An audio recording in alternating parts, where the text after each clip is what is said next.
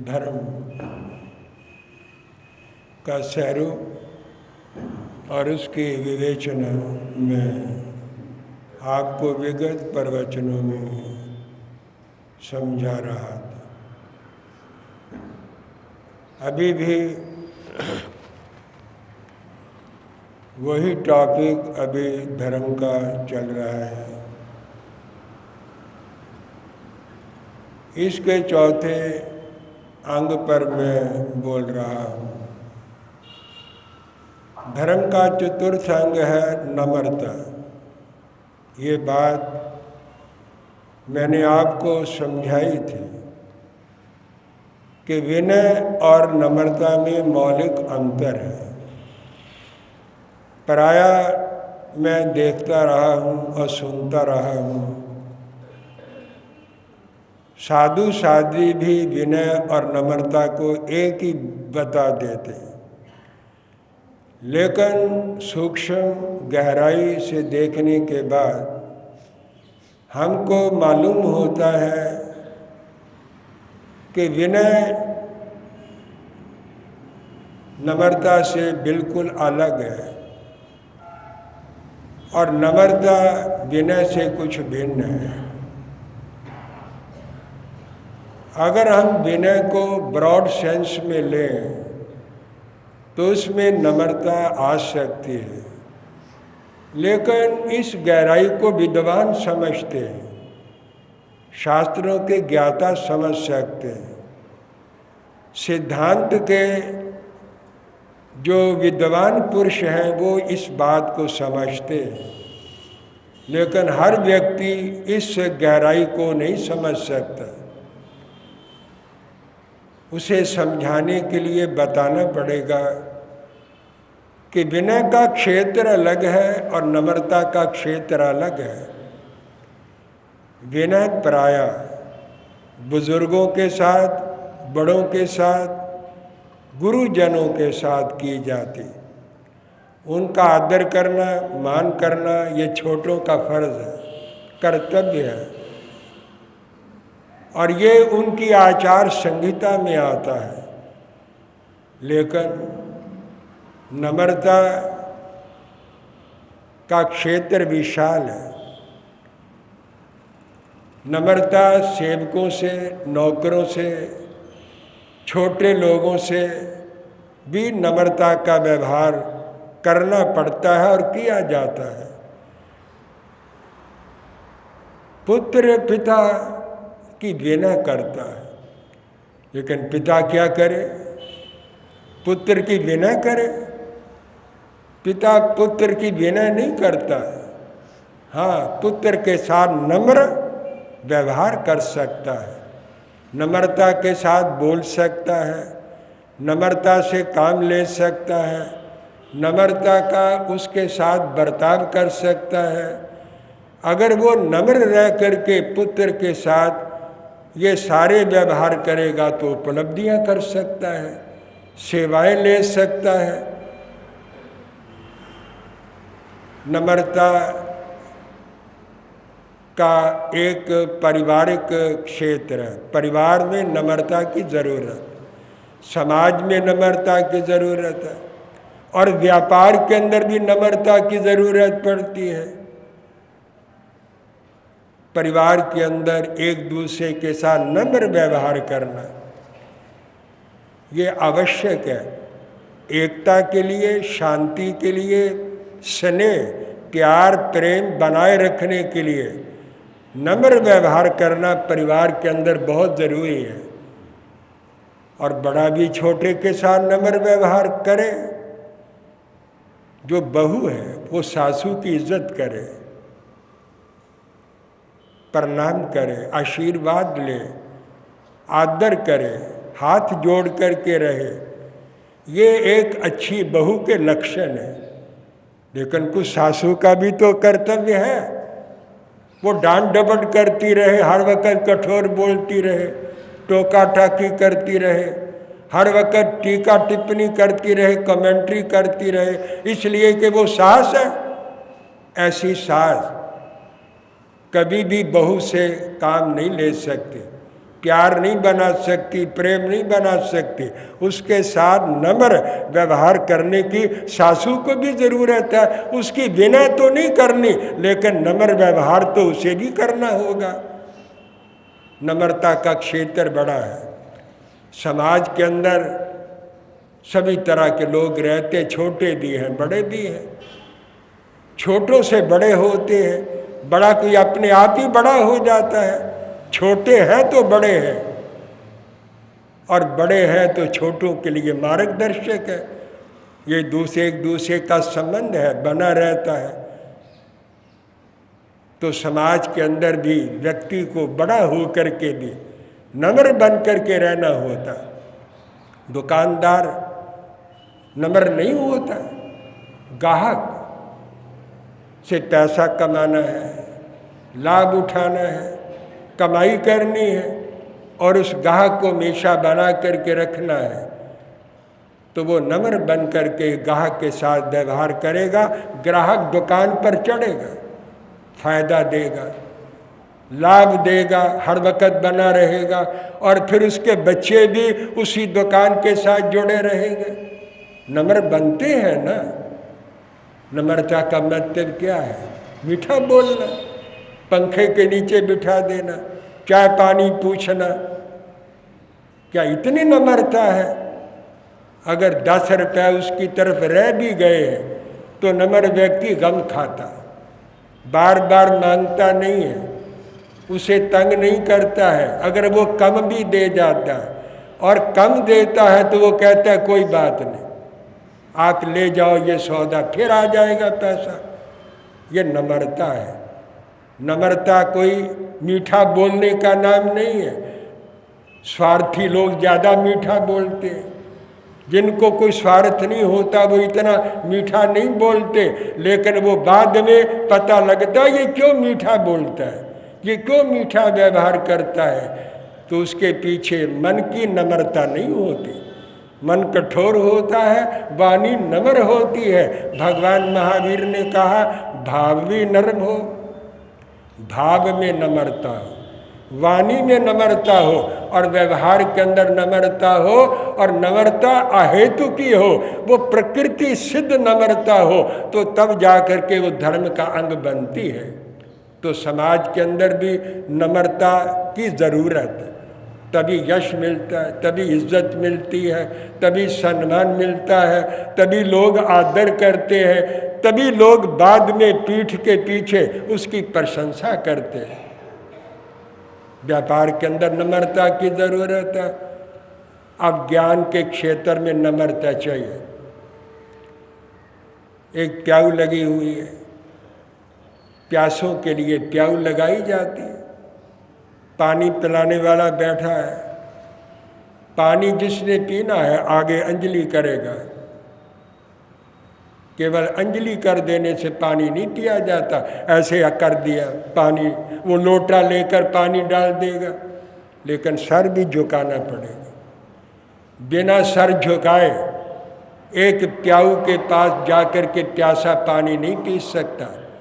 अगर वहाँ पर अहंकार करे मैं सेठ, मैं बड़ा आदमी, वहाँ अहंकार क्या चलेगा?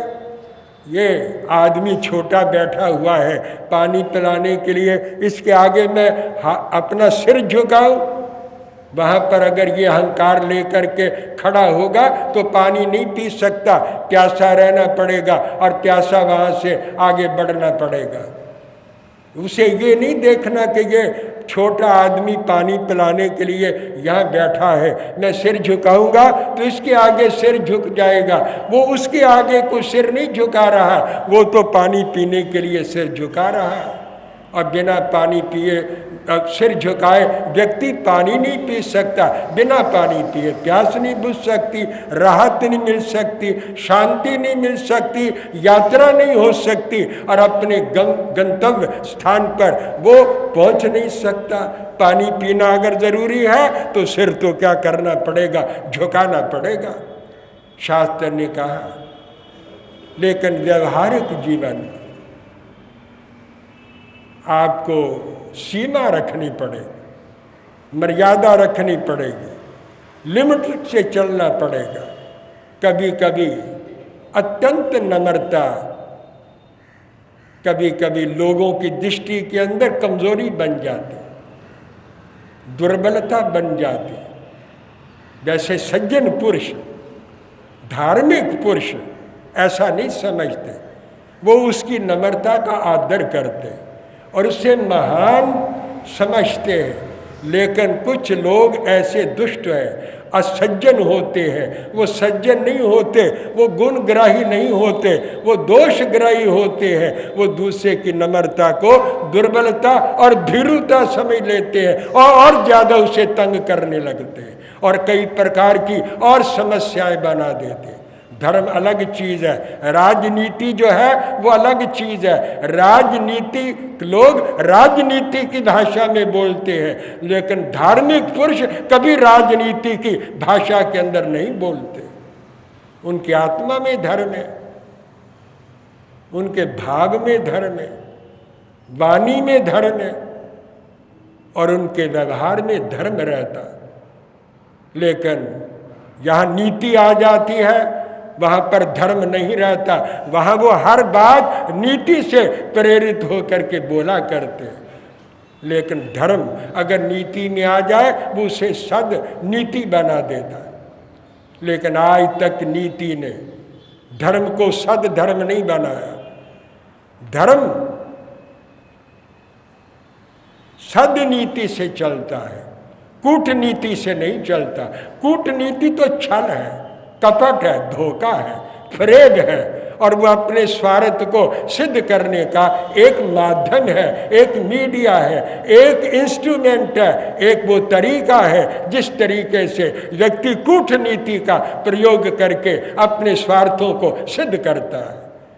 लेकिन स्वार्थ परमार्थ नहीं है। इससे कर्म बंधन होता है, कर्मों की निर्जरा नहीं होती। तो मैं ये कह रहा हूँ, इस नम्रता के अंदर एक लिमिट भी चाहिए। यहाँ पर धर्म है, साधना है, वहाँ पर लिमिट की जरूरत नहीं है। पानी हर चीज को नरम कर देता, ठंडा भी है, तरल भी है। आटे के अंदर उतना पानी डाला जाए जिससे उसका पेड़ा बन सके और उससे चपाती बनाई जा सके। इतना पानी में न डाल दिया जाए कि उसका पेड़ा ही न बन सके, चपाती न बन सके। मिट्टी के अंदर उतना पानी डालने की जरूरत है जिससे उसके पिंड बना करके उसको सांचे में डाला जा सके और उसके बर्तन बनाए जा सके। इतना पानी डाल दिया जाए कीचड़ी हो जाए, उससे बर्तन नहीं बनते हैं। और उस आटे में इतना पानी डाल दिया जाए जिसका पेड़ा ही नहीं बन सके, तो उससे रोटी क्या बनेगी, चपाती क्या बनेगी। वहाँ लिमिट की जरूरत है। आभूषण चांदी के हैं या सोने के, आभूषण बनाने के लिए सोने को नरम करना पड़ता है। धरती के अंदर बीज बोने के लिए उसे नरम करना पड़ता है, तब जाकर के उसके अंदर बीज बोया जाता है। लेकिन इतना पानी डाल दिया जाए वो कीचड़ी बन जाए, तो उसके अंदर कीचड़ के अंदर बीज नहीं डाला जा सकता, बीज नहीं बोया जा सकता। और अगर इतना नरम सोने को कर दिया जाए उससे कोई आभूषण तैयार नहीं किया जा सकता। आखिर उसकी एक लिमिट है। लोक जीवन के अंदर नम्रता की लिमिट है। अंकुश भी रखना है, बच्चे के साथ नम्र व्यवहार करना है, लेकिन अनुशासन भी रखना है। अनुशासन इसलिए रखना है कि वो बिगड़ ना जाए, वो गलत मार्ग के ऊपर ना चला जाए और पिता की नम्रता का दुरुपयोग ना करे। वहाँ पर अनुशासन की भी ज़रूरत रहती है। गाड़ी बान है, वो हाथ के अंदर चाबुक रखता है। महावत जो है वो हाथी के ओढ़े के ऊपर बैठकर अंकुश रखता है। वो चाबुक इसलिए नहीं है कि वो उसको हर वक्त मारता ही रहे, हर वक्त उसको लगाता रहे, उसकी एक आदत बन जाती है। चाबुक हाथ में है, वो थोड़ा थोड़ा थोड़ा उस पशु को या घोड़े को लगाता रहता है। जब घोड़ा ठीक चल रहा है और वो बैल गाड़ी को ठीक हाँक रहा है तो फिर चाबुक लगाने की ज़रूरत नहीं है। चाबुक तो उस वक्त लगाया जाता है जबकि वो गलत मार्ग ले, गलत रास्ता ले, ऊबड़ खाबड़ मार्ग ले या गाड़ी को नुकसान पहुंचने का डर हो तो चाबुक लगाया जाता है। लेकिन क्योंकि उसको आदत बन जाती है, स्वभाव बन जाता है, वो हर वक्त थोड़ा थोड़ा चाबुक घोड़े को और बैल को लगाता रहता है। मैं आपको ये समझा रहा हूँ, कईयों की टोका ठाकी करने की आदत बन जाती है, कमेंट्री करने की आदत बन जाती है, घर के अंदर छोटी छोटी बात के ऊपर वो टीका टिप्पणी करते रहते हैं। एक व्यक्ति, बहुत देर की बात है, मैं इसी लुधियाना में पुराने स्थान में था, एक बंधु आ जाता था, आकर के सामायिक लेके बैठ जाता था, जल्दी आ जाता था। मैंने कहा बहुत जल्दी आ जाते हैं कि घर वाले कहते जाओ स्थानिक में चले जाओ, जाओ वहाँ जा कर के बैठो। मैं समझ गया कि ये घर के अंदर टोका टाकी करता होगा और ये उनको तंग करता होगा, बहुओं को तंग करता होगा, बच्चों को तंग करता होगा। बच्चे भी कहते जाओ महाराज जी के पास चले जाओ, जाओ स्थानिक में चले जाओ, जाओ वहाँ जा कर के धर्म ध्यान करो। तो क्यों घर के अंदर ये कुछ ना कुछ बोलते रहते हैं और वो इनको स्थानिक भेज देते। ऐसे लोग पक्के स्थानिकवासी होते हैं। स्थानिकवासी कौन से हैं? जो स्थानिक में पड़े रहे। ऐसे लोग स्थानिकवासी पक्के होते हैं और वो स्थानिक में पड़े रहते हैं। जैसे वो घर के अंदर दोष देखते रहते हैं, यहाँ पर भी दोष देखते रहते हैं। वो धर्म ध्यान तो कुछ करते ही नहीं। धर्म ध्यान है समझते ही नहीं, धर्म ध्यान क्या चीज़ है। तो मैं ये बात कह रहा हूँ, हर चीज़ की लिमिट की ज़रूरत है। नम्रता के अंदर लिमिट ना रखी जाए, व्यवहारिक जीवन के अंदर वो दुर्बलता बन जाएगी, भीरुता बन जाएगी और उसका परिणाम ठीक नहीं आएगा। हर वक्त टोका टाकी भी ठीक नहीं और हर वक्त नम्रता भी ठीक नहीं। उसके अंदर सामंजस्य होना चाहिए, काम भी बने, दूसरे को तकलीफ भी ना हो।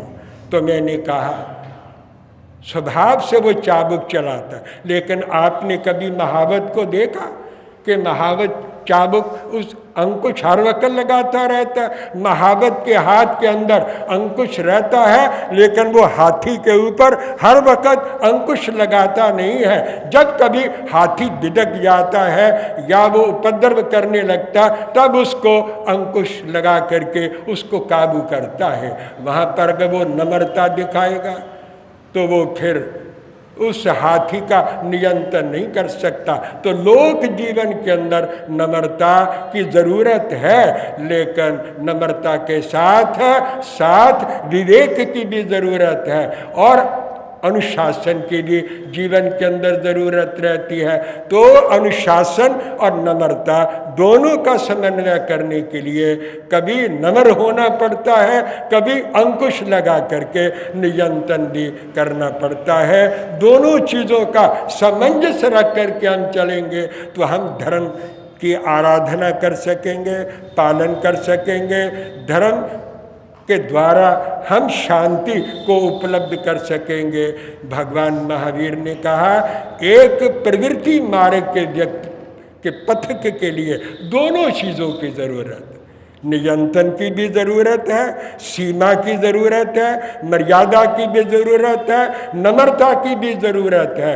लेकिन जो निवृत्ति मार्ग के पथिक है भगवान महावीर की तरह, वहाँ पर कोई लिमिट की ज़रूरत नहीं है। वो अतीव नम्र होते हैं क्योंकि उनके पीछे ना परिवार है, ना कोई समाज है, ना कोई व्यापार है। उनके जीवन का लक्ष्य केवल निर्जरा है आत्म शुद्धि है, केवल मोक्ष की उपलब्धि है, केवल कल्याण है और अपनी आत्मा को परम शुद्ध करके मुक्ति को प्राप्त करना उनके जीवन का लक्ष्य रहता है। इसलिए वह तीव्र नम्र होकर दुनिया के अंदर अपनी साधना करते हैं। इसके ऊपर विशेष चिंतन फिर कल के प्रवचन में मैं प्रस्तुत करने का प्रयत्न करूँगा।